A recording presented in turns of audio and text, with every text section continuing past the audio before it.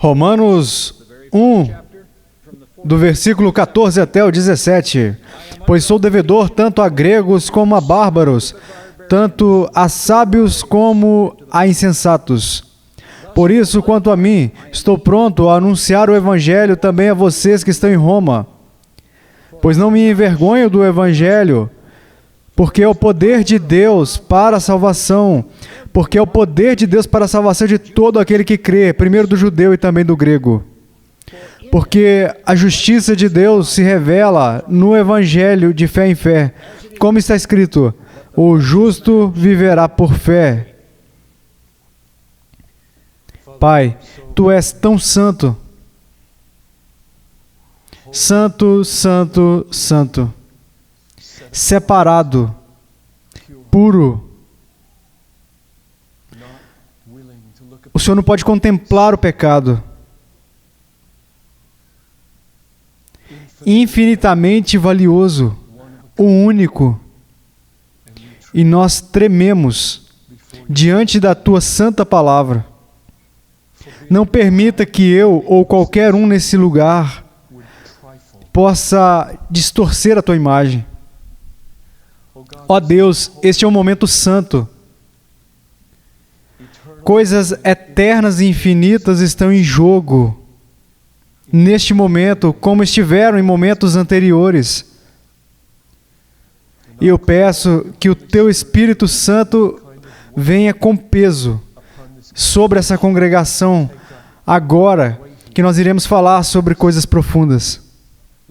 Não deixe que sejamos simplistas ou que falemos de coisas triviais neste momento ou nessa palavra, eu oro.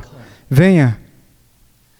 Faça com que as mentes entendam, que os corações respondam com afeição e amor e obediência e alegria por Ti. Me ajude, Pai, a abrir essa palavra pela glória do Teu Evangelho da graça. Em nome de Jesus eu peço. Amém.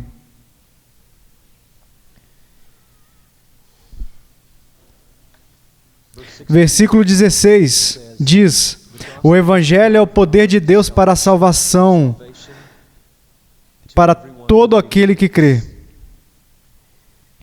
No dia 21 de junho, eu dei a vocês 4 razões. Porque isso não significa que o Evangelho é o poder de Deus para converter pessoas. Embora seja o poder de Deus para converter pessoas. Mas ao invés disso, significa que o Evangelho é o poder de Deus para pegar crentes, mantê-los e conduzi-los através do julgamento a uma glória duradoura e segurança em face de um imensamente santo Deus. O que eu não deixei claro naquela mensagem é porque nós precisamos ser salvos. Então eu vou me deter aqui por um momento e mostrar por que o contexto dos Romanos, para ter a certeza que vocês entenderam, porque desde muito cedo aqui, Paulo traz o assunto da salvação. Por que nós precisamos dela? Veja o versículo 18 para a primeira resposta. Pois a ira de Deus se revela do céu contra toda a impiedade e injustiça dos seres humanos, que por meio da sua injustiça suprimem a verdade. Então a primeira razão, e é a principal razão no livro aos Romanos, de por que precisamos da salvação, é por causa da ira de Deus. Deus está irado com a nossa injustiça e com a maneira que nós pegamos a verdade e a suprimimos, pisamos nela, distorcemos e escondemos para que possamos justificar a maneira que nós queremos viver. Deus está irado com a nossa maneira de viver. Ou veja o capítulo 2, versículo 8. Para aqueles que são egoístas e ambiciosos e não obedecem à verdade, mas obedecem à injustiça. Notem que são as mesmas palavras. do capítulo 1:18, rejeitando a verdade e abraçando a injustiça. As mesmas palavras, verdade e injustiça. Eles receberão ira e indignação. Está dizendo de novo, vou repetir, ira e fúria, a tradução diz. Então, a resposta até agora no livro aos Romanos é: nós precisamos da salvação porque Deus está muito, muito irado contra a nossa injustiça. Volte um pouco no versículo 5 do capítulo 2. Mas por ser teimoso e ter um coração impenitente, você acumula contra si mesmo ira para o dia da ira e da revelação do justo juízo de Deus. Aqui ele adiciona a pequena frase: ira e justo juízo. Em outras palavras, a ira de Deus é uma ira justa. Não é como a nossa ira. A ira no coração humano é sem nenhum propósito. É por isso que a Bíblia diz tantas vezes: não fique irado. Seja tardio para falar, tardio em irar-se. A ira do homem não funciona como a justiça de Deus. Você não é bom o suficiente para ficar irado. Somente Deus é bom o suficiente para irar-se. E Ele está muito irado com a injustiça das pessoas e pela maneira que nós lidamos com a verdade e a distorcemos e a suprimimos. E está vindo, ele diz no versículo 5, o dia da ira. O versículo 18 diz: isso está sendo revelado agora em parte. Está sendo revelado agora em parte, mas o dia está vindo, creia, que não haverá nenhuma confusão a respeito da ira de Deus. As pessoas irão se esconder em montanhas e em cavernas, e irão implorar para serem esmagadas como no Nairobi, para não verem o Cordeiro face a face. Isso é o que está em Apocalipse, e diz que está vindo. É por isso que nós precisamos da salvação, porque nós todos vamos enfrentar esse dia, e todos aqui são injustos. Não há exceção. Então nós precisamos ser salvos disso. Essa é a principal razão que nós precisamos ser salvos. Se você perguntar ao livro aos Romanos, diga-me, livro aos Romanos, por que você fala da salvação? Por que você fala que precisamos ser salvos? Salvos de quê? A resposta do livro aos Romanos é: sim, você precisa ser salvo do pecado, você precisa ser salvo da culpa, salvo do relacionamento quebrado, precisa ser salvo da escravidão, de todo tipo de coisas, mas principalmente, no final de tudo, você precisa ser salvo da ira de Deus. Então, o Evangelho, de acordo com o versículo 16, é o poder de Deus para resgatar você da ira de Deus. Isso é estranho e maravilhoso. O Evangelho é a boa notícia que Deus resgata pecadores de Deus. Veja o capítulo 5, versículo 9, para ver que a salvação e a ira caminham juntas. Capítulo 5, versículo 9. Um dos versículos mais importantes. Muito mais agora, sendo justificados pelo seu sangue, pelo sangue de Jesus, nós seremos salvos. Veja, deixa eu parar aqui no meio da sentença, para ter certeza. A maioria aqui neste salão provavelmente já ouviu a linguagem da salvação como algo que aconteceu com você quando você creu em Jesus. Eu fui salvo. Isto é verdade, isto é bíblico. Mas isso não é a principal maneira que a Bíblia usa o termo salvação, especialmente aos romanos. A principal maneira está lá no futuro, quando teremos que encarar a justiça de Deus. Nós seremos salvos lá da ira de Deus. Este versículo explica isso. Vamos ler de novo. Romanos 5:9. Muito mais agora sendo justificados. Ah, sim, existe uma experiência prazerosa de estar bem com Deus, mas isso simplesmente nos prepara para sermos salvos. Para o que nós realmente precisamos ser salvos, que é da ira de Deus no dia do julgamento. Nós seremos, aqui diz, nós seremos salvos da ira de Deus através dele.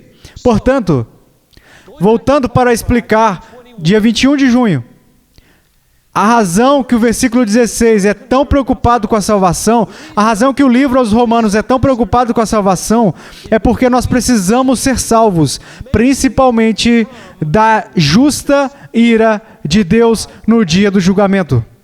Nós passaremos por isso. Quando encararmos o implacável juízo de Deus no último dia, não haverá nenhuma ponta sobrando ao nosso redor para que possamos passar por isso, contemplar um furacão de glória e entrar no júbilo. Ou seremos consumidos como joio. Isso é muito importante e é explicado agora. E a pergunta nesta manhã é: como o Evangelho salva os crentes? Como ele faz isso? Como ele te salva disso? E aqui está como eu vou explicar. Vamos analisar o versículo 17 hoje. Versículo 17 em Romanos. E vamos permanecer no versículo 17 por mais 2 semanas. E a maneira que eu quero começar com esse versículo que está ligado nos outros versículos em Romanos, como um dos mais importantes da Bíblia. Por isso que vale ficar nele 3 semanas, pelo menos. Está traduzido errado para vocês. E eu vou lê-lo errado. Para salientar o que está lá. E então perguntar por que está lá. Às vezes, para ver o que está lá, começamos a ler o que não está lá. E você pode achar que está. É uma maneira de acordá-lo para o que está lá. E começar a receber isso na sua alma. Então, aqui está a minha leitura errada. Versículo 16, começando. Pois não me envergonho do Evangelho, porque é o poder de Deus para a salvação de todo aquele que crê, primeiro do judeu e também do grego. Porque nele a justiça de Deus é revelada, de fé em fé. Não é isso que quer dizer. E ainda assim, esta é a ênfase que a maioria de nós temos quando descrevemos o conteúdo do Evangelho. Então aqui está Paulo, expondo o tema de toda a carta a respeito do Evangelho. E quando ele começa a explicar como o Evangelho tem poder, como o Evangelho salva, como ele funciona, ele não diz, pois nele o amor de Deus é revelado. O que seria uma afirmação absolutamente verdadeira, sem erro. Capítulo 5, versículo 8, por exemplo, Deus demonstra o seu próprio amor por nós nisto, enquanto ainda somos pecadores, Cristo morreu por nós. Isto é o Evangelho. Não seria errado dizer: o Evangelho é o poder de Deus para a salvação, porque nele o amor de Deus é revelado a nós. Eu não estaria errado, mas não é isso que diz aqui. E, portanto, nós temos que perguntar: por que ele não disse isso? Por que ele disse o que ele disse? Agora, a razão que eu comecei dessa maneira é para chamar a atenção de vocês para o que ele disse e contrastar com o amor, que existem 2 razões para fazer isso. A razão número 1 é para deixar claro que o amor de Deus não compactua com a injustiça e a ira. O amor de Deus não varre a ira de Deus e a injustiça dos homens para debaixo do tapete e diz: eu sou bonzinho, eu me sinto bonzinho com a humanidade, eu vou ser bonzinho com vocês. Vamos deixar o que passou, porque passou. Bom, entrem para a eternidade, fechem o livro. O versículo 16 é suficiente. Vocês não precisam de todo o livro. 16 capítulos. O amor de Deus é algo imenso. É um salão que não é um salão. É uma casa, é um prédio, é um castelo. E quando você abre a porta, isso é o que Paulo está dizendo nos versículos 16 e 17. Ele abre a porta do amor de Deus e ele nos conduz para entrarmos no prédio com ele e irmos até a sala da sala, ou a sala da justiça, a sala da ira, a sala da justificação, e a sala da propiciação, e a sala da substituição, a sala da divindade de Cristo, a sala também do inferno, a sala do céu, e para vermos todo o amor de Deus, para que vocês saiam do outro lado sem fôlego e digam: eu não conheci o amor de Deus, como é mostrado no livro aos Romanos. Esta é a primeira razão. O amor de Deus é imenso. É um amor que é legal. É um amor que é correto. É um amor que é verdadeiro. É um amor que é justo. Ele não compactua com a grande realidade do universo. Ele inclui essa grande realidade do universo. Ele abraça todos os outros atributos de Deus. O amor de Deus não vai contra os outros atributos. O amor de Deus sustenta os outros atributos de Deus. Essa é a primeira razão porque eu mencionei isso. Aqui está a segunda razão. Deus não vem até nós e diz: eu sou um Deus bonzinho e eu me sinto bonzinho para com você hoje, então eu vou ser bonzinho com você. Acredite nisso. Não é assim que Deus fala. Deus vem até nós com uma ira muito grande. Ele está muito irado com a nossa injustiça e conosco dentro desta injustiça. E isso também faz parte do amor de Deus. Deus não ama aos domingos e fica irado nos outros dias. Encontre Ele num dia bom. Você não quer encontrá-lo num dia mau. Não é assim que Deus é.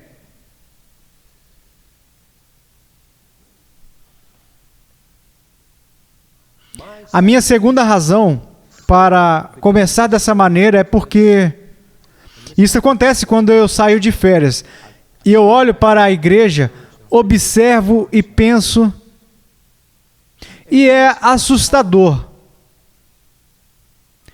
Quantos cristãos não se importam com o versículo 17? Obrigado. Eles só querem saber do versículo 16. Diga-me que são boas novas que irão me salvar. E feche o livro. Obrigado. Eu creio. É tudo o que eu quero saber. Agora tem algo errado aqui. Porque Cristo está vivo. Cristo está vivo.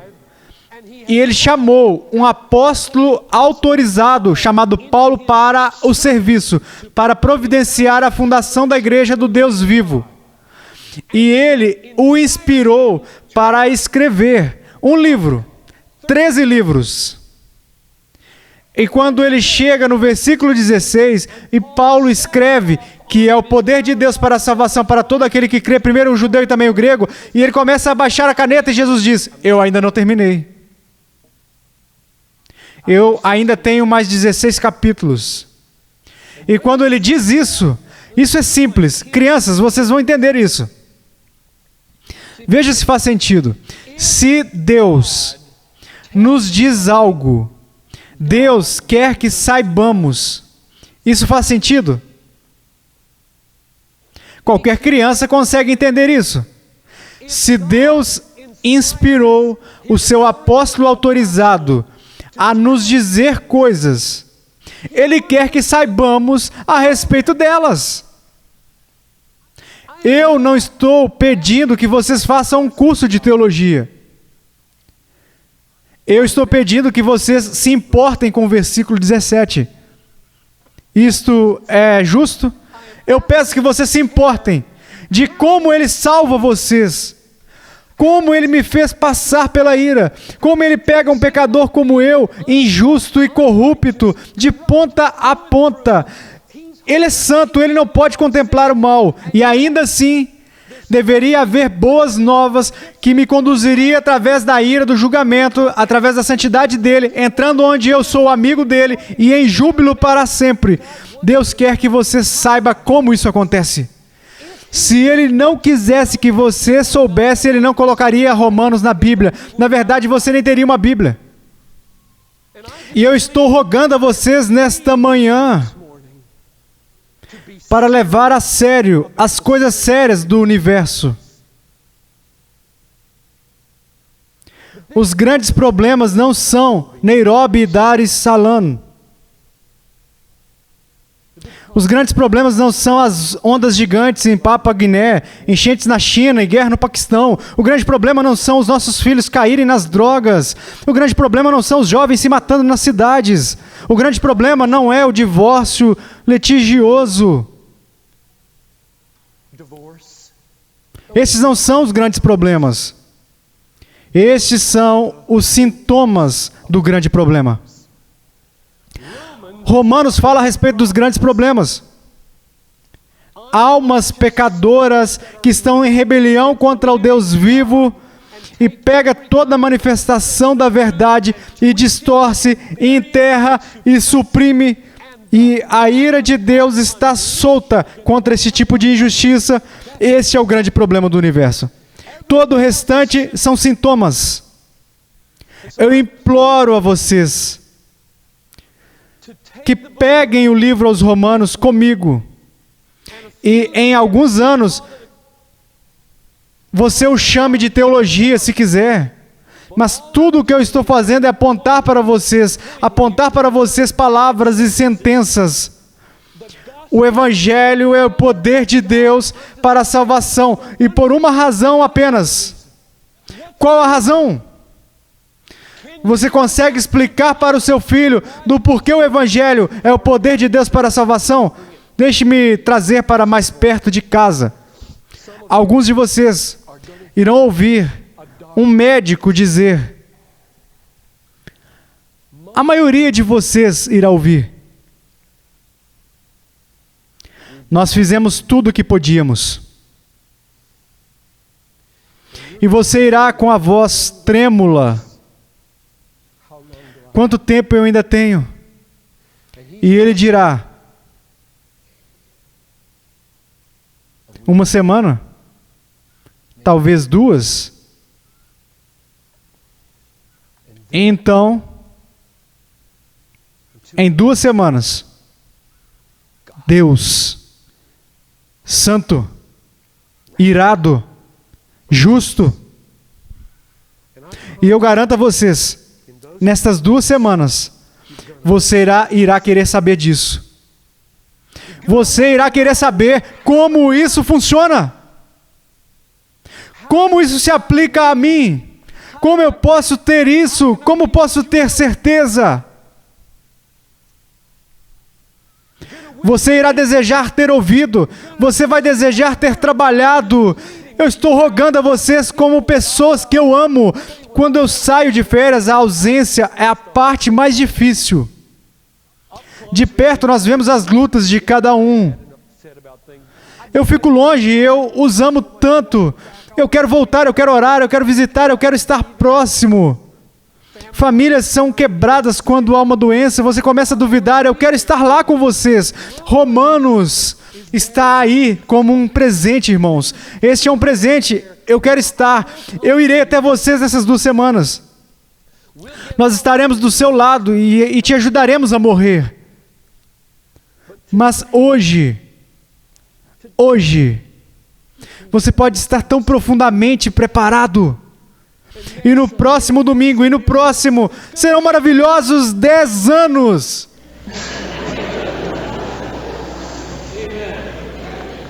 Então, por favor, não seja passivo.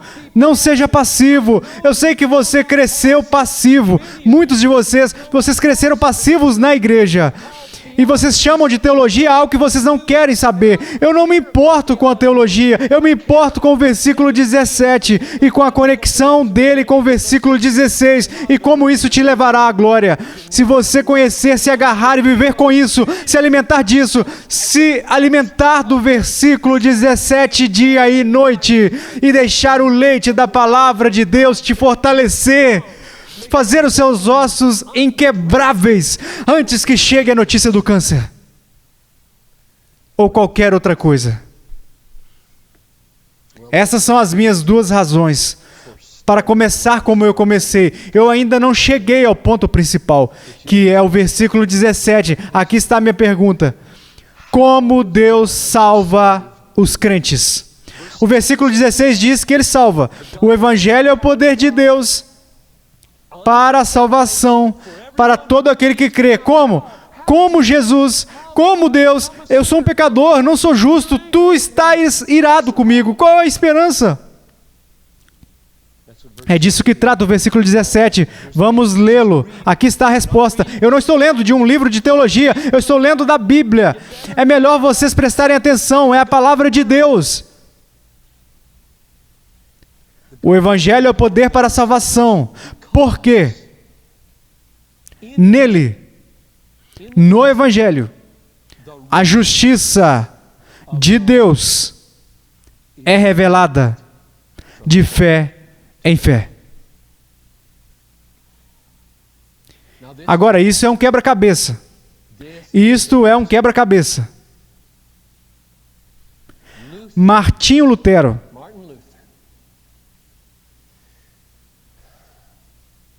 odiava o versículo 17.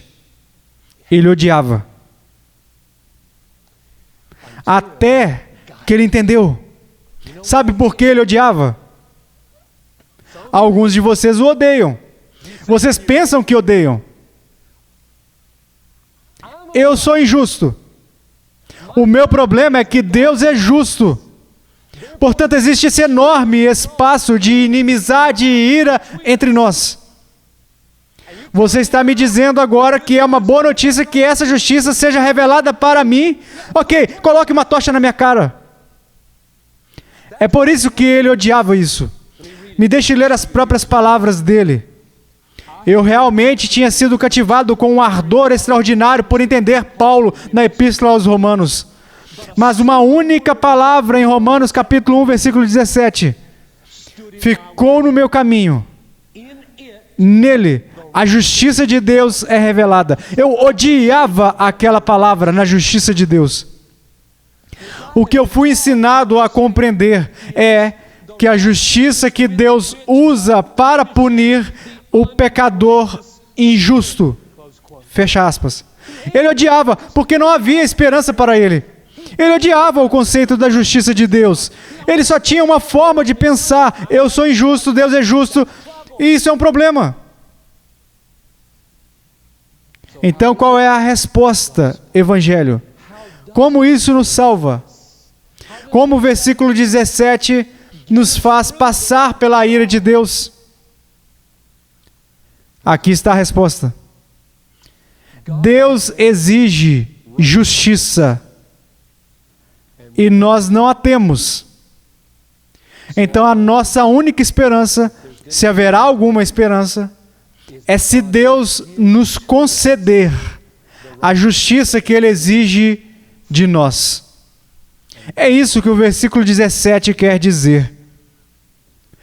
Quando diz que a justiça de Deus é revelada de fé em fé, quer dizer que nós não podemos criar essa justiça, não podemos fornecer nossa própria justiça.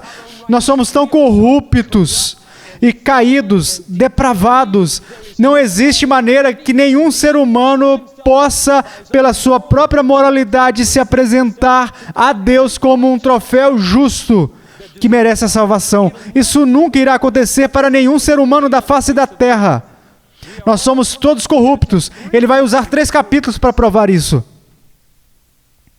Então, qual é a esperança? E a esperança é a justiça de Deus, que é requerida de nós, é oferecida para nós, para ser recebida como um presente pela fé. Isso é o Evangelho. Deixe-me resumir o Evangelho para vocês. Vamos ler aqui uma paráfrase. O Evangelho é o poder de Deus para a salvação de todo aquele que crê, versículo 16. Porque nele Deus oferece a nós o que Ele exige, requer de nós, a saber, a sua justiça. Deus oferece a nós, de graça, o que Ele exige de nós, a sua própria justiça. Agora, este versículo merece mais 2 domingos. Eu digo a vocês o porquê, então eu vou voltar e terminar com Lutero. A primeira razão porque exige o outro domingo é que eu devo perguntar a vocês: o que é a justiça de Deus? Que nós desesperadamente precisamos, que Ele está disposto a nos conceder. O que é isso? Será a defesa da justiça de Deus na punição de um substituto? Capítulo 3, versículo 25. Ou será o nosso direito com Deus, que nós podemos apreciar como perdão ganho por pecadores aceitos e amados como amigos de Deus. Capítulo 3, versículo 24. Capítulo 5, versículo 1. Todo o capítulo 4. Ou será a transformação moral feita pelo Espírito Santo, onde vamos de grau em grau para outro, sendo transformados na justiça e a imagem do Filho de Deus, para que um dia nós realmente seremos justos, não apenas contados como justos. Ou será todas as anteriores. Isso nós veremos no próximo domingo. E enquanto eu pensava sobre isso ontem, eu pensei, eu tenho que passar por essa frase. De fé em fé. O que é isso? E eu tenho que ir a Abacuque 2,4, citado no final do versículo. É a RSV, a NASB ou a NVI que tem essa coisa aqui. E como ela sustenta isso? A revelação da justiça de Deus é o que nos salvará no final. Então, terão que ser 3 semanas. Eu vou levar 3 semanas no versículo 17. São 3 domingos neste versículo. É tudo sobre como você consegue isso. No Evangelho, a justiça de Deus é revelada de fé em fé. O que isso quer dizer? De fé em fé. Como você entende isso? Como você guarda isso? Como você se apossa disso? Como você se diferencia de alguém que ouve e segue o seu caminho? Então a fé é algo muito importante aqui, que nós temos que demorar alguns domingos nisso. Mas para fechar, deixa eu fechar nisso. Martinho Lutero nem sempre odiou esse versículo. E eu não quero que vocês odeiem esse versículo. Eu quero que vocês amem o versículo 17. Eu tenho que dizer obrigado, Jesus, por eu ser um pastor. Eu amo o que eu faço, porque vocês me pagam para estudar a Bíblia. Eu não posso crer que eu sou pago para estudar a Bíblia e para pregar a palavra de Deus. Então, eu passei horas e horas pensando a respeito do versículo 17. E eu me sinto tão afortunado. Eu vou para a mesa comer e Noel tem que ouvir o meu agradecimento pela comida. Ela tem que me ouvir agradecendo pela justificação.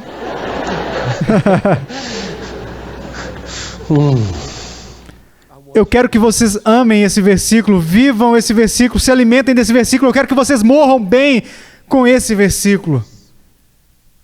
Eu quero então que vocês ouçam o testemunho de Martinho Lutero na oração, que será o testemunho dele. Alguns de vocês que entraram aqui nesta manhã que não entraram amando a justiça de Deus e não estão amando a Deus e não confiando em Jesus, alguém que quer ir embora assim que possível porque você não queria estar aqui, encontrará a si mesmo dizendo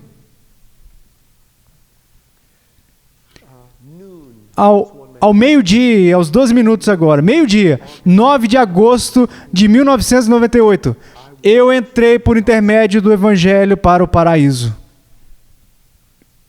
Eu vou ler para vocês. Assim eu me enfureço com uma consciência feroz e conturbada. No entanto, eu bati importunamente em Paulo, em Romanos 1,17, desejando ardentemente saber o que Paulo queria. Eu bati no Novo Testamento, eu queria saber.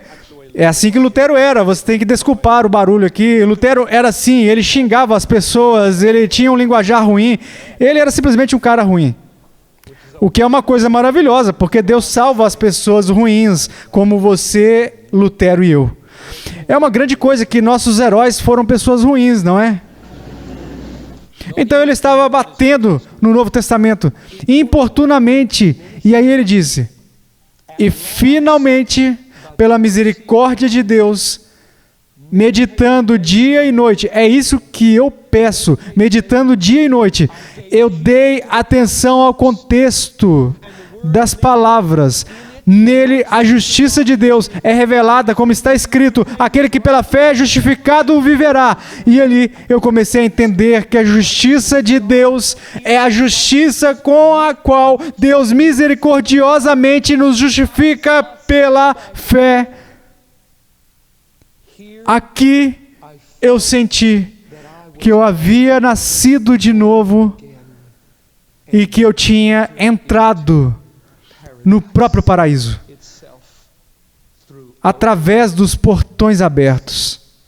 Ó Deus, faça isso por alguns neste lugar, agora. Se você entender o versículo 17, que o Santo Deus exige de você como pecador uma justiça perfeita, que Ele está irado, porque você é muito corrupto. Todos vocês são. Então, na misericórdia, Ele elabora uma maneira, à custa da vida do seu filho, para te conceder a justiça que Ele exige de você. Essa é a boa nova. Isso vai te ajudar a morrer. Isso vai te fazer passar pelas 2 semanas batalhando com Satanás no caminho para a sepultura. E isso vai te dar um triunfo sobre a tentação. Agora o Senhor abençoe vocês e guarde vocês. Que o Senhor resplandeça o seu rosto sobre vocês e lhes conceda graça. Que o Senhor esteja sobre vocês e os conceda paz. Paz para com Deus, pela justiça que Cristo comprou para vocês e Deus concedeu pelo Evangelho. E todos digam amém. Tenha uma ótima semana com Jesus.